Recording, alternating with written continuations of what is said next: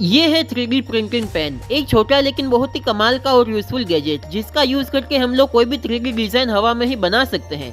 इस पेन के पीछे एक प्लास्टिक का फिलामेंट लगता है जिसको कि ये पेन गर्म करके मेल्ट करता है और अपने आगे वाले मुंह से बाहर निकालता है। ये फिलामेंट इसके मुंह से बाहर निकलते ही तुरंत ठंडा होकर सॉलिड बन जाता है, जिसका यूज करके हम लोग कोई भी 3D डिजाइन या आर्ट वर्क हवा में ही बना सकते हैं। ये पेन छोटे बच्चों और आर्टिस्ट के लिए बहुत ही यूजफुल होता है, जिसका यूज करके वो लोग अपनी इमेजिनेशन को रियलिटी में क्रिएट कर सकते हैं।